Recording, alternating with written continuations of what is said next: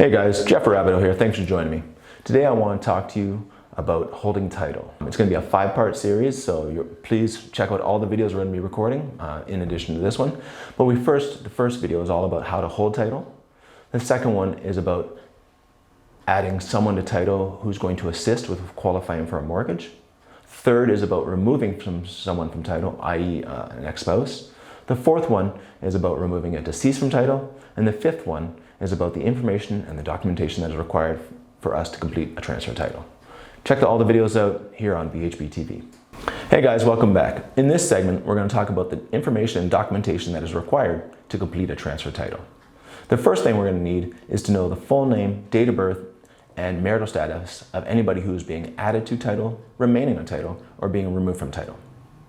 We also need to know who is staying on the property and who is being added to the property and the relationship between such parties. We also need to know who will be residing on the property and whether this property is a principal residence, as well as we need to know, is it a rental property? We also need to know the context of the transfer. Is this transfer being completed due to a marital breakdown? Is it being completed due to a death of an owner? Or is it being completed due to one of the owners on title being able to qualify for the mortgage on their own? We also need to know the citizenship and the residency of the people on title or being added to title. We need to know how they're going to hold title. And for more information on that, check out one of our other sections here on BHB TV. We need to know whether or not first-time home buyers. We need to know the outstanding amount of any mortgages on title.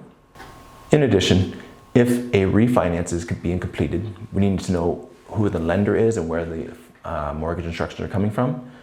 But sometimes you don't always have to complete a refinance to remove someone from a title. In some instances, you can actually complete a release of covenant. And in such instance, we would need to know who the lender is so we can communicate with them to get their confirmation that the release of covenant can be completed. If there's a deceased on title, then we need to know whether or not probate has been completed. And as we discussed earlier, not all properties need to be probated. We will also require 2 pieces of non-expired signed ID, and one of those pieces of ID must bear a photo. We will also require the email and cell phone number of each party involved in the transaction. Thanks for joining me. Ensure to check out the other segments in this series regarding holding and transferring a title.